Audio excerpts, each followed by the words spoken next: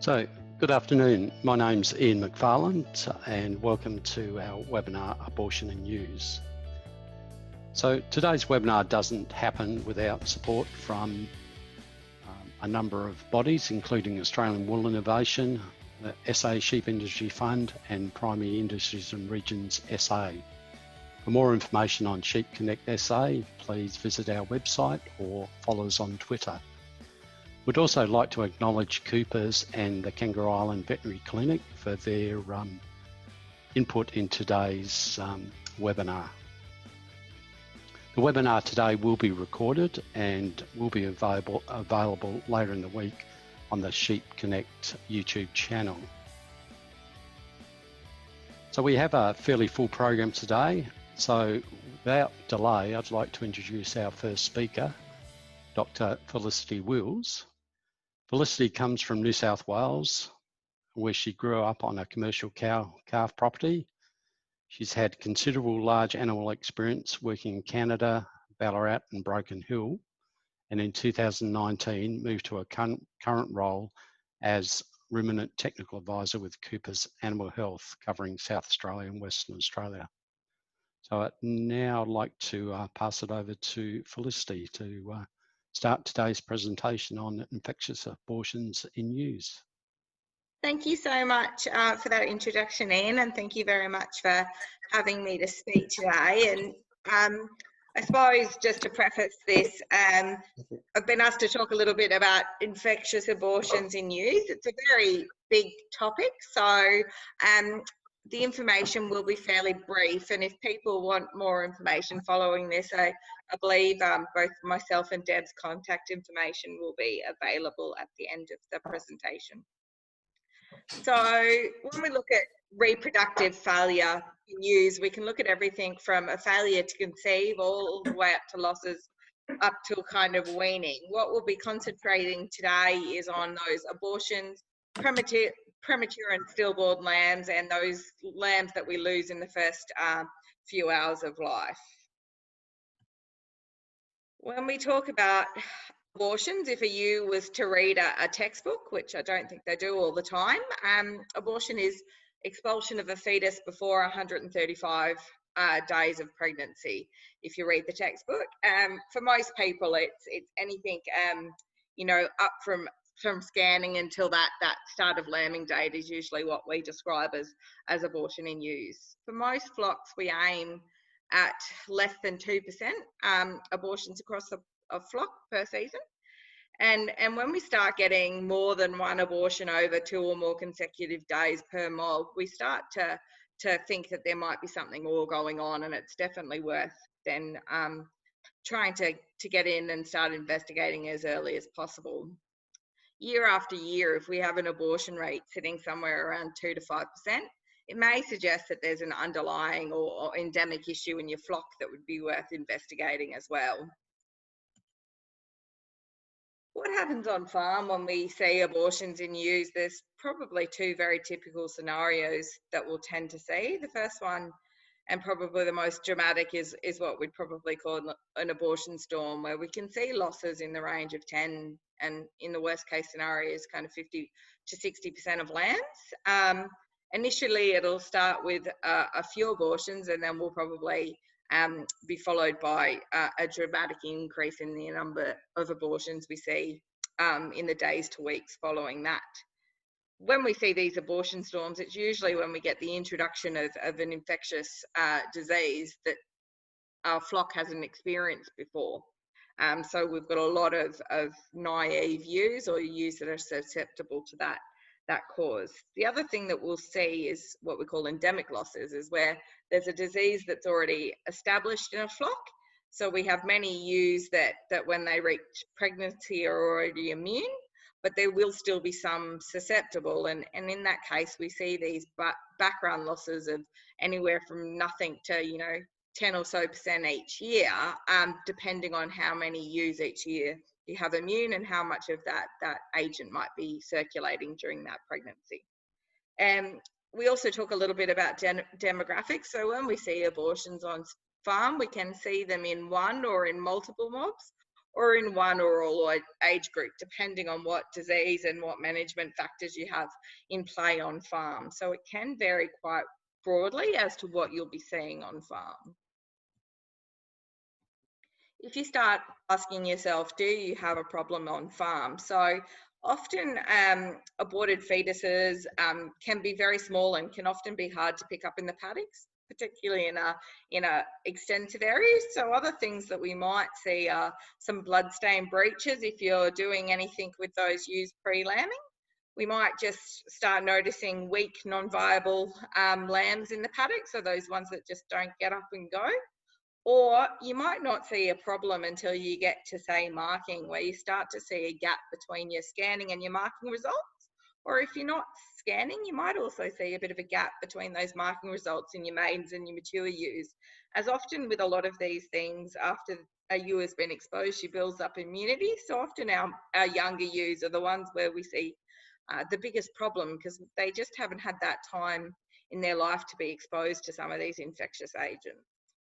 So as you can see on the screen here, there is quite a list of things that can cause abortion in ewes in Australia, including bacteria, viruses, protozoa. So there is quite a list, and it's why it's really important to think about trying to get a diagnosis of abortion, because depending on which one's happening on farm, your management and future practices might differ completely depending on what we diagnose. The caveat to that is that sometimes getting a diagnosis can be very difficult in some of these cases. Australia-wide, Campylobacter and Toxoplasma are probably your two most commonly diagnosed causes, but that can vary quite widely depending on where you are in Australia or South Australia even. Along with the infectious causes, there are also a few non-infectious things that will cause abortions in ewes, and always worth considering when you're investigating cases. One thing I will say before I start telling you to go out and pick up some fetuses and placentas is a lot of these diseases are zoonotic, which means they can be transferred from animals to humans, and lambs, fetuses, or that birthing material are really high risk in terms of contracting some of these diseases. So really important that we're conscious, we wear gloves, we wash our hands with soap and water, wash clothes and equipment, and really try to avoid having sick or pregnant women in particular handling these animals, because they are particularly susceptible to some of these diseases. So what do you do if you notice you have a problem? My biggest kind of advice would be to act early. Diagnosis can take time, and the earlier we get in, the bigger chance we are that we can potentially prevent one of those big crashes that we can see in an abortion storm. Ideally, we collect as many fetuses and placentas as possible, so fresh is best in this case to get a good diagnosis. We want those fetuses nearly piping hot if we can, definitely no predation and things like that. It certainly reduces the chance that we'll be able to get a diagnosis.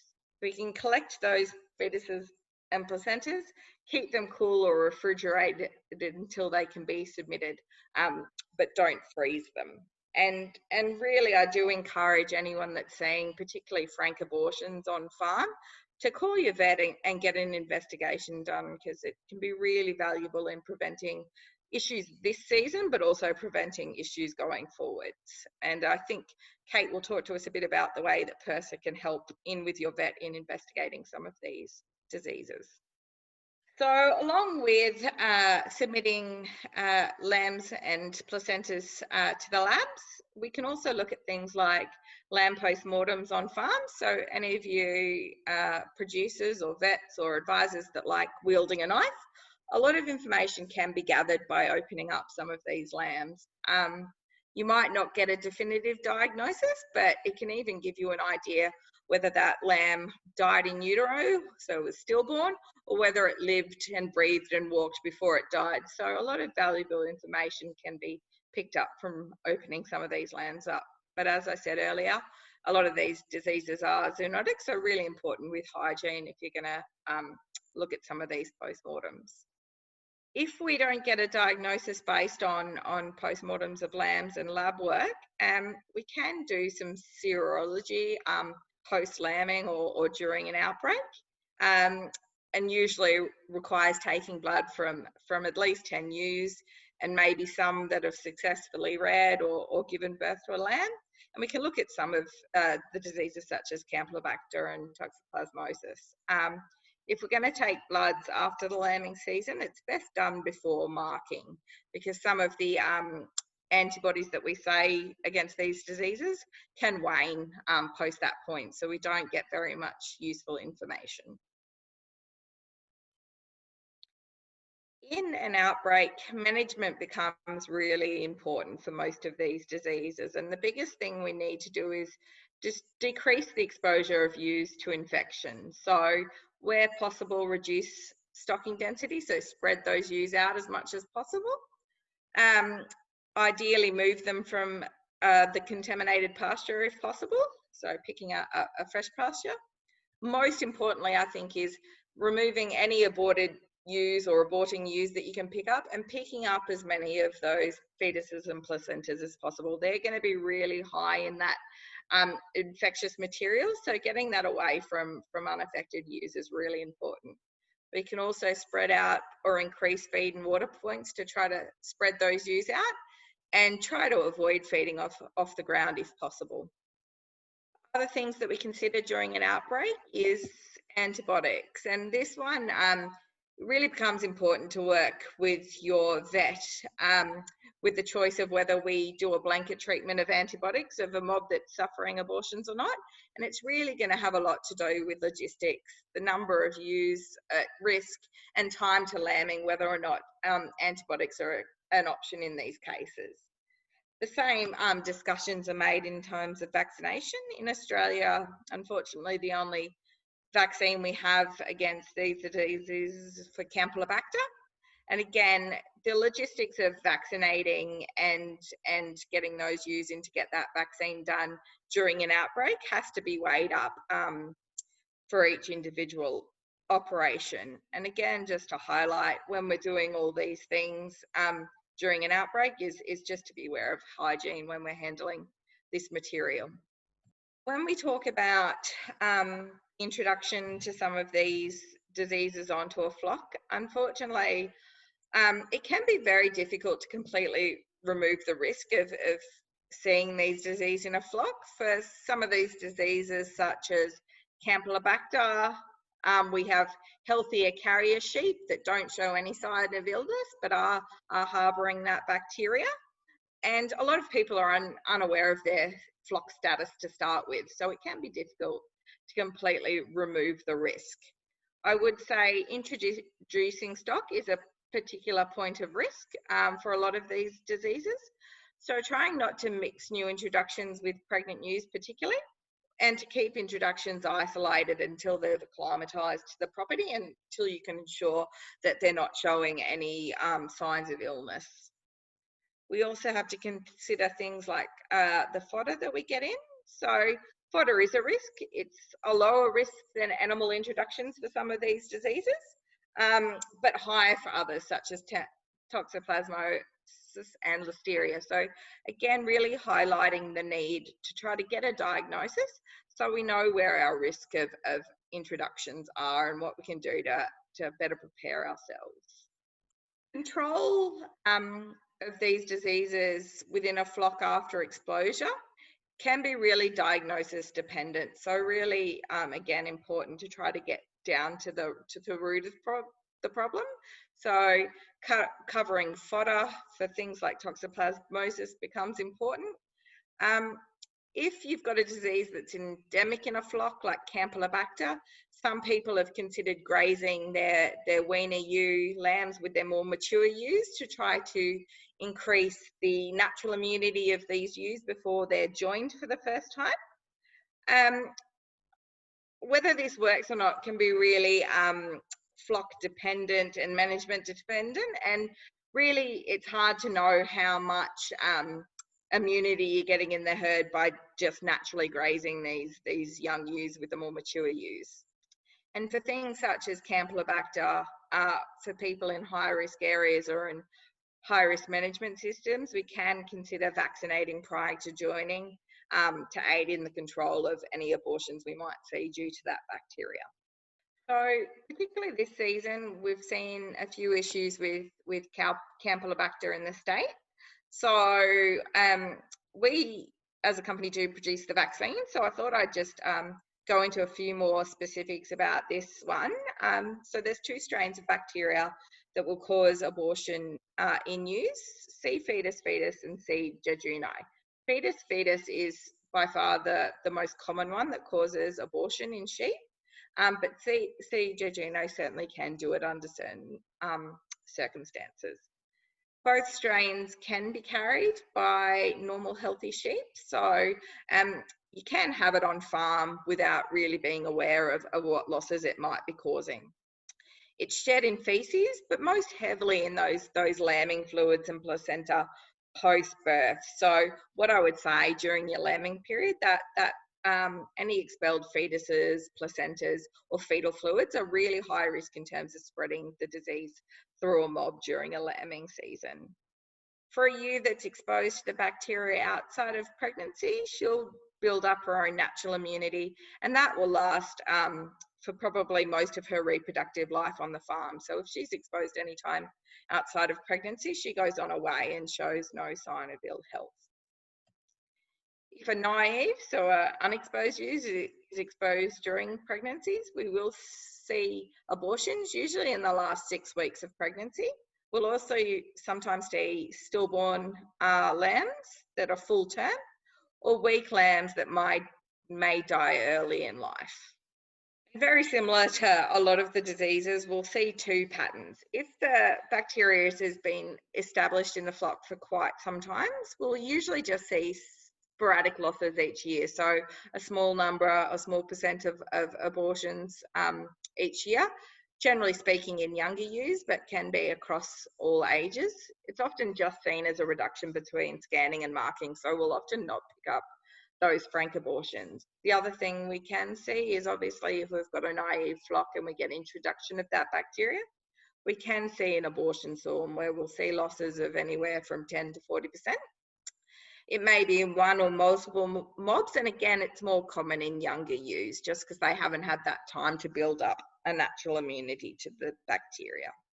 Spread of Campylobacter within flocks, as I said, really the main way is through those aborted fetuses and placentas and lambing fluid. Particularly in maiden ewes, we know they're attracted to each other when they're lambing for the first time. So one ewe will abort and then the others will come up and become attracted and sniff that and look at that ewe, and then we get quite rapid spread of that bacteria through the mob.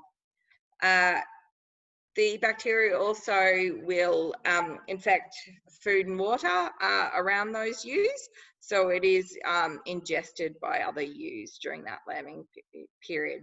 When we talk about spread between flocks, we talk about healthy carrier animals. So some of these ewes will carry the bacteria in their gastrointestinal tracts and in their gallbladders, and they'll shed the bacteria in their feces. So they can, if moved between flocks or between properties, potentially spread the bacteria. You get spread of infected material, feces and placentas by fox, crows, and other scavenger animals. And if those birds ingest some of that material, they'll actually shed that bacteria in their feces for up to 6 weeks. So it's quite easy for those to spread the bacteria between properties and between paddocks or mobs. Runoff water is also a potential source of spread. Management risks for Campylobacter are really age-related and stocking density related. So the younger the animals and the more stock or higher stocking density predisposed to the spread of the bacteria. So mating ewe lambs, so anything at that kind of 9 to 12 months of age, are higher at risk, but so are your standard ewe hoggets. And then potential areas where we've seen the biggest problems with Campylobacter is during confinement feeding or heavy trail feeding of pregnant ewes.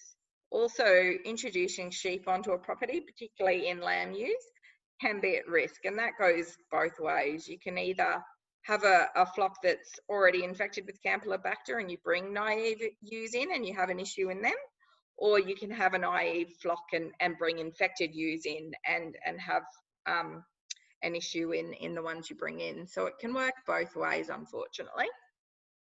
So how do we diagnose Campylobacter? So we can do a few things. We talked about serology earlier, where we take bloods from ewes, and that looks at an antibody in the blood against this bacteria, and that basically just tells us whether a ewe has run into that bacteria before in her life. It doesn't specifically tell us if she's aborted due to that bacteria. The only way we can say definitively if she's lost a lamb is to culture that bacteria from either the lamb, the placenta, or the fetal fluids. And I won't steal Rick's thunder, but in a small proportion of Campylobacter cases, what we will see is on the lamb liver is white circular lesions with a red centre in them, and that can be a little bit pathognomonic or pretty indicative that you've got a Campylobacter disease. But you'll not see that in all cases of Campylobacter abortion. Coopers has been looking quite intensively at Campylobacter since about 2014. And between then and last year, we'd tested over 600 properties in Australia. And about 69% of them were positive for C. fetus, the main abortion-causing strain. So you can see here on the map all the properties that we've sampled. Anything in orange is a positive property, anything in blue is negative. And the bigger the circle, the more properties are sampled in that area. So you can see that it's got a very wide geographical spread across Australia. When we zoom in a little bit closer to South Australia, a very similar pattern as what we'd expect to other parts. So we've tested 102 properties in South Australia, and 62% of them have been, or 62 of them have been positive for C. fetus, so that main abortion-causing strain. And again, that's had a fairly wide geographical spread across South Australia. Vaccination, I'll just touch on very briefly, is an inactivated whole cell vaccine. So you're not actually introducing live bacteria on farm. It requires 2 doses 3 to 8 weeks apart, ideally pre-joining, but there is some flexibility there to give the booster vaccine post-joining. It's a 2 ml vaccination under the skin, and if we want to continue that protection lifelong, they receive an annual single shot booster prior to or at joining. What to expect if we use vaccines? So ultimately what you're doing is you're protecting against that abortion storm. So you're getting those ewes immunity up before they're first joining. If Campylobacter is already on farm and circulating, you probably won't see a huge change, but you will prevent those sporadic losses that you might be seeing each year that are just a reduction between scanning and marking percent, and that benefit will vary year to year. Losses are not predictable. However, there's some key risk factors that might make you think that using the vaccine is more useful on your property, and that's particularly when we're trail or confinement feeding late in pregnancy, or we're introducing new sheep into the flock. So that's all I had for my part, but I think we've got a couple more presentations before we get to some questions. All right, thanks, Felicity. I'll now hand over to Kate Buck. Kate is Animal Health Advisor with Biosecurity SA based on Kangaroo Island. And Kate will give us a brief overview of the disease investigation surveillance subsidies. So I just wanted to point out today that it is really important for producers, if you see something not quite right with your flock or having abortions, please contact your local livestock veterinarian and get it assessed, and you can have a chat to them and they can get some information and even investigate further. So PIRSA can assist with subsidies available through the National Significant Disease Investigation Program and the TSE surveillance.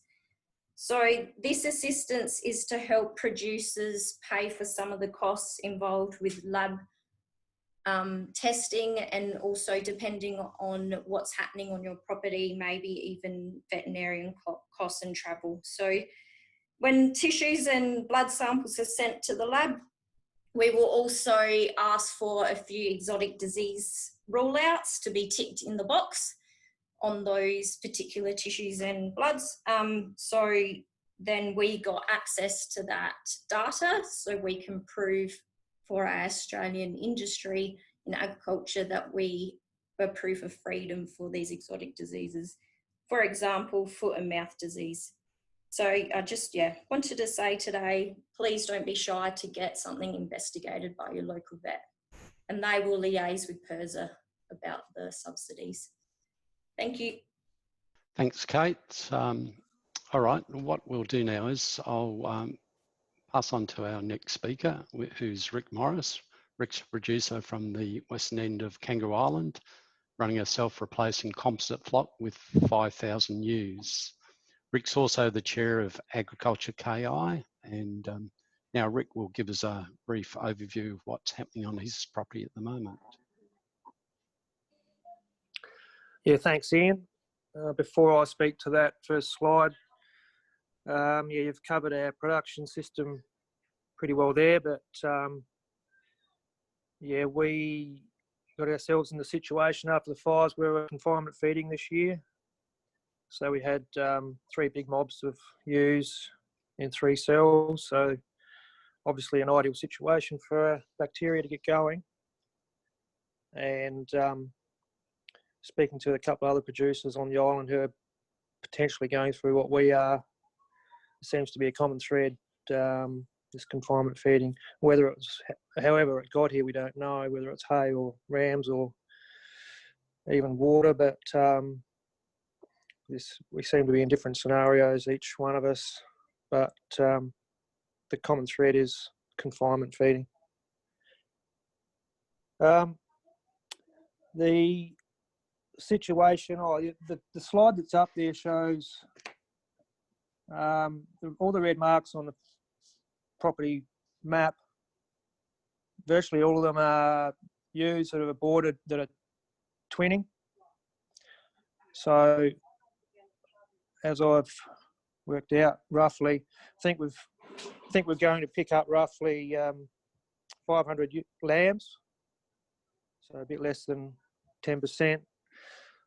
So probably going to cost us 100 grand, given that loss. And also we had a complication in having to race in and give the antibiotic and vaccine so close to lambing. We had some hypocalcemia developed and lost 50 ewes during that time. So that's when Deb Lehman got my distress call, and thanks to her for all her support, as well as the Cooper's staff and Kate and PIRSA for copping the funding for all the testing. But back to the map, you can see that on the right hand side I've highlighted the 18th and 19th of June. That's when we administered the antibiotics and vaccine.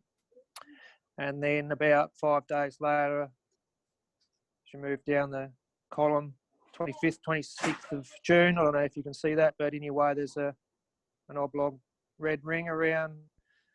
I picked up 2 sets of twins one day and one the next, and I thought, well, this is settling down nicely, and packed myself a little thermos the next day thinking we'll be back into our happy place, just going around normally lambing ewes, and then bingo, we're back into problems. So that hit me pretty hard. It's really what I'm highlighting here is it's a bit of an emotional roller coaster.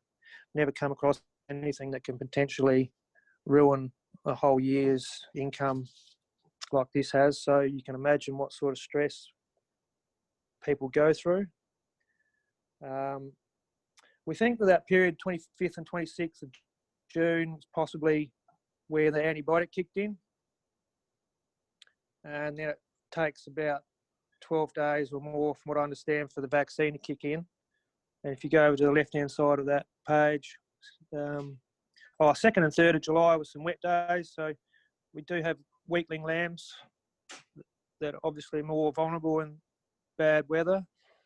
I think that's what's happened there. A bit of a spike in dead lambs, and then we're settling down again now. Hopefully, can put this chapter behind us. Hopefully, but I've said that before. A couple other things for people to look out for. It seems that the whole lambing process has been brought forward with the placenta being slightly compromised in those affected ewes. So, yeah, we were giving vaccines and antibiotics what we thought was 10 days out from lambing, but turns out to be much closer to lambing than that. And as a result, we had ewes going down the next day with hypocalcemia. So just be aware of that. Yeah, I would just encourage everyone. Well, we noticed dead fetuses in the scanning pen, or a set of twins, and then I run my views in big mobs from then on and rotated through to eat some capeweed down, and then was noticing a couple of ewes left behind each shift every second day, and then the alarm bell started ringing, and it wasn't until about 3 weeks later where we could get a diagnosis. That's a bit of a lag time, which I would suggest that if you're suspecting any problems, make sure you get in and test as soon as possible. There was a bit of a lag time before we got the blood results, and I think we were the first diagnosed, so we weren't able to do. We just had to sit on our hands and wait, which was very, very stressful. Some other photos there. Deb Lehman told me to look for these white lesions on the liver. So I did autopsies 4 lambs, and of the 4, 3 had this white lesion on the liver. You can see the one there on the right next to my pocket knife. A crow had got to that and got in through the navel and taken part of the liver. So you can see how it's spread around the farm and over the fence, I guess. So very infectious and mobile disease. And the picture on the left is the daily rounds of misery. That's probably 25 lambs there, and they're not all little fetuses, they're full-term lambs. So it's very, very upsetting to see those and have to pick them up every day. That's another, if you can delegate that job, unfortunately we haven't. We've had to go and pick them up each morning, and it's not very nice to pick up your livelihood, but that's hopefully helping in the long run to stop the spread of disease. Other than that, I just wanted to say, obviously the disease is measurable and manageable, and I can't see how it could upset any areas that do, or any farms that do have Campylobacter. They should be able to still supply safely rams or breeding ewes or trade or store lambs as they were, as long as the testing and managing is done. Thank you. If there's any questions. All right, thanks, Rick. Thanks for sharing what you're going through at the moment. What we'll do now is sort of open it up to questions. So we'll put it to the panel. So the panel's Felicity, Deb Lehman. Deb's based on Kangaroo Island with the Kangaroo Island Veterinary Clinic, and we've got Kate there as well. So we've got a couple of questions come in, or comments come in. So I'll hand it over to the panel to deal with these. So a question was around, do lambs grazing with their mothers in infected paddocks develop immunity? So I can probably answer some of that. If we're talking about Campylobacter specifically, yes, they can once they start eating some of that pasture. So basically they pick up that bacteria when they're eating. So really they need to be picking up some of that pasture to be able to get some immunity from that bacteria. Yeah. Okay, thanks, Felicity. Another one was around your thoughts on rams being introduced? Certainly, we know, particularly for things like CJ Juno, which is one of the strains of Campylobacter, that rams can certainly shed that bacteria. So there are some risks with buying in sheep, but as you can kind of see from that testing, it's incredibly prevalent on a lot of properties in Australia, even if we're unaware of it. So it would be amazing, I think, if a lot of people got some testing done or really had a look at their properties, that they've probably got that bacteria there, whether it's causing a clinical problem or not. So yes, they can spread it, but it's just something to be aware of with your management and what you've got going on farm. Okay, thank you. Just like confirmation on when submitting samples to the lab, whole, fresh, chilled fetuses and placentas are the preferred best?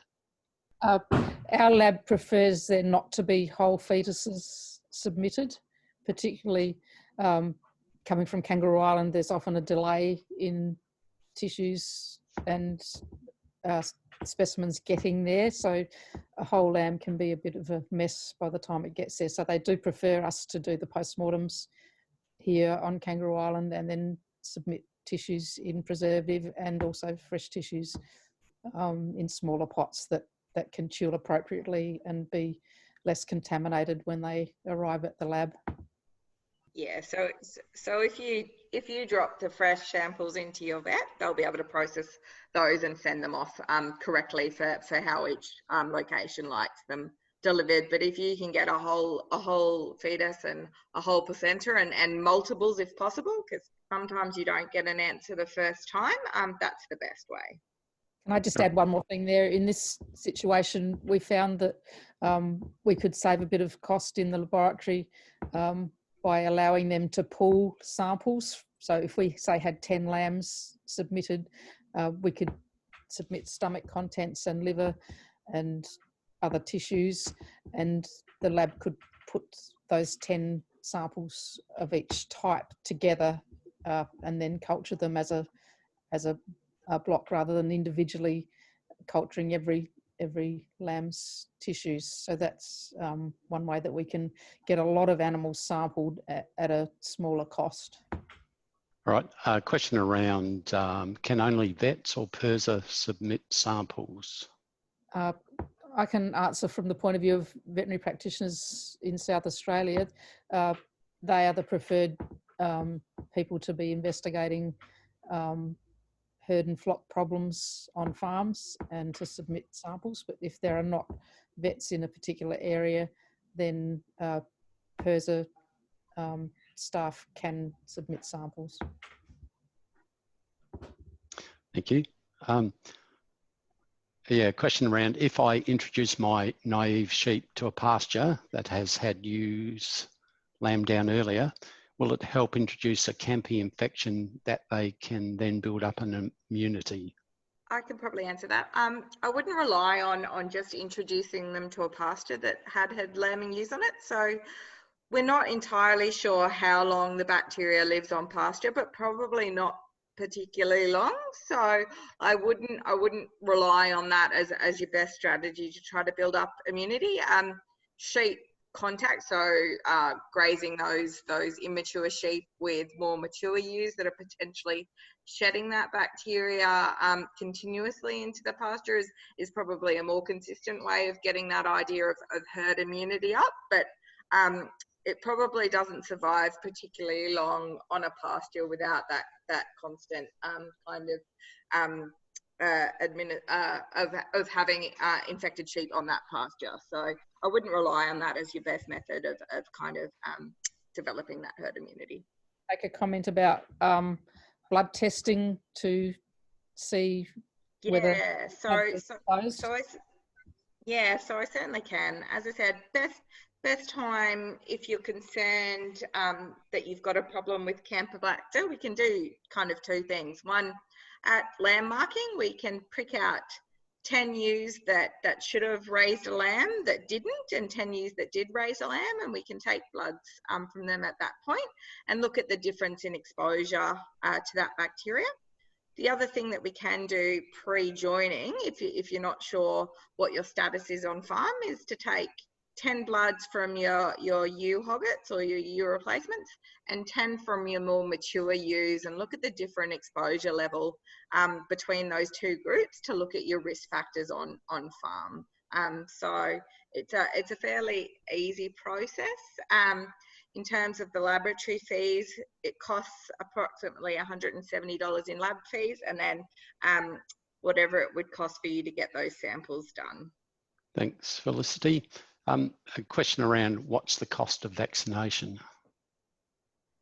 Yeah, so that's really going to vary widely depending on where you get your vaccine, and you can certainly speak to your rural supplier.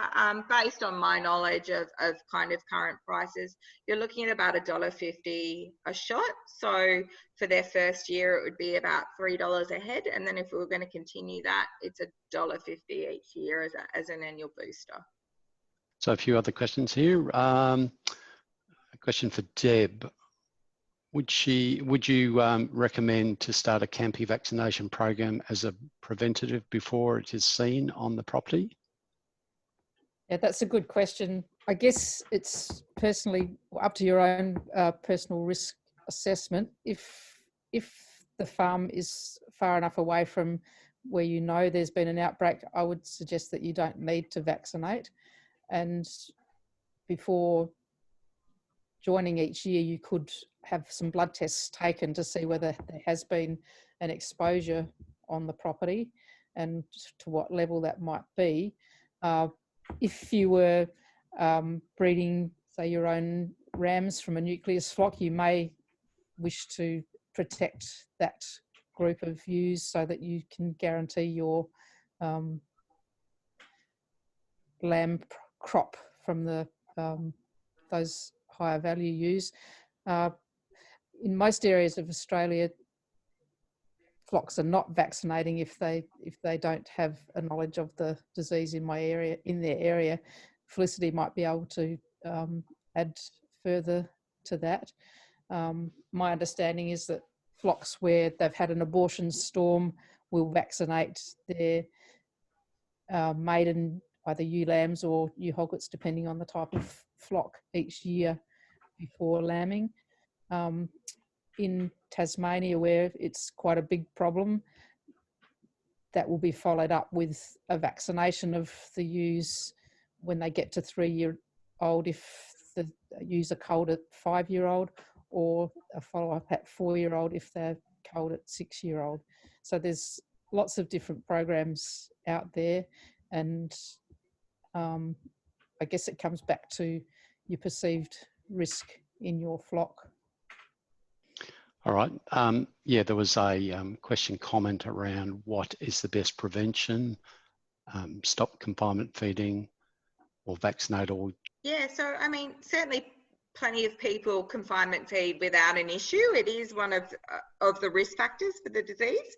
So if you were planning on particularly confinement feeding pregnant ewes, it could be either worth considering vaccinating those ewes prior to making that decision, or potentially doing some serology or some blood tests on your farm to see whether it might be a risk factor for you putting those ewes into confinement feeding. I certainly wouldn't say that these diseases preclude from confinement feeding. Plenty of people do it really, really well. It is just a risk factor for the spread of the disease.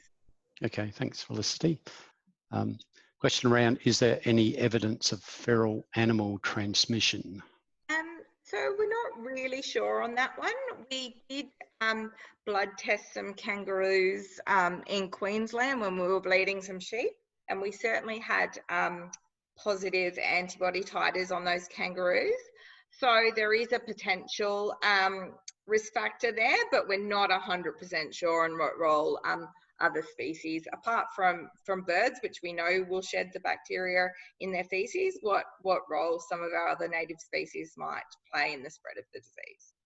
All right, thank you. And a question around, can vaccination be incorporated into the 5-in-1, 6-in-1 that is at the normal vaccination time? No, so generally speaking, where Campylobacter fits in terms of vaccination, it needs to be within about 8 weeks pre-joining for the sensitizing dose, and just post-joining for your booster vaccination for most properties. So it doesn't really fit into that normal timing of when you do your 5-in-1 or 6-in-1.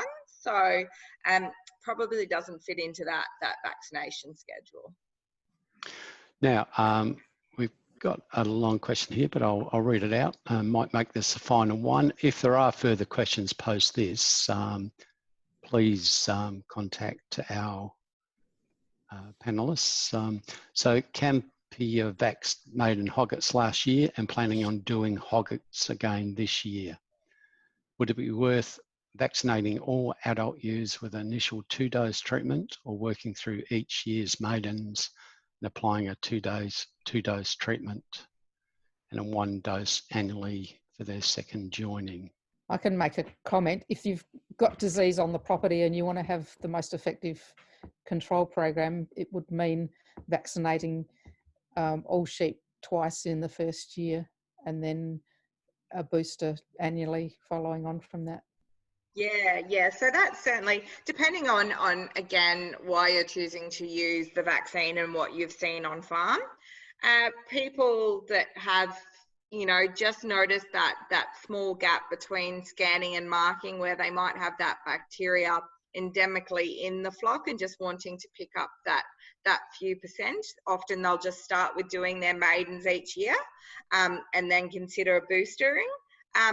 People certainly that have had an issue on farm with frank abortions, or particularly diagnosed with Campylobacter, Deb's 100% right. The best way to make sure that you've got that full protection is to do everything with the initial 2-shot in the first year, and then you're just looking at the booster for your mature ewes each year and a 2-shot program for your replacements. I can make a comment about what's happened in New Zealand. If they've just noticed an increase in the difference in lamb marking percentages between maidens compared to adults, and they start a vaccination program with Campylobacter without having actually diagnosed the problem. If they haven't actually noticed abortions, then they can expect a 2 to 5% increase in conception rate, and that would possibly translate to a bit more in lambing rate with twins. And if they do have abortions known but not necessarily diagnosed, they can expect up to an 8% increase in conception rate. So there is evidence that retrospectively Campylobacter has been involved in that lowered reproductive performance on those properties by the response to vaccination. And I know that Coopers have a recommended trial protocol for their vaccine where you can vaccinate half of a mob and not the other half of a mob of hoggets, and run them in paired paddocks, if you like, to then compare the results that you get to see if it is worthwhile doing it on your property. Yeah, if we look at a little bit of control trial, we recommend choosing your most at risk, so potentially your maiden ewes.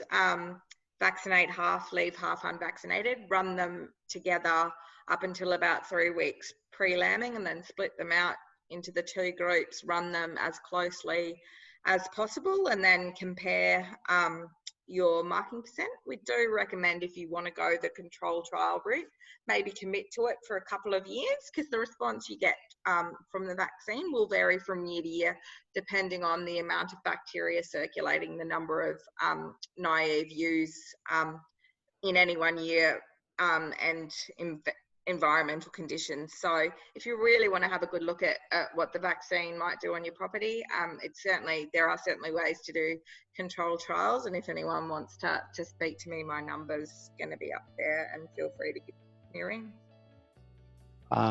So I'd like to thank our panel, Felicity, Deb, Kate and Rick, for sharing their expertise and experience. If anyone has any additional questions, please feel free to contact any of our speakers, and got their contact details on the screen now. So just like to thank everybody for their time, and keep in mind the webinar has been recorded and will be available on the Sheep Connect YouTube channel later in the week. So thanks everybody. Have a wonderful afternoon.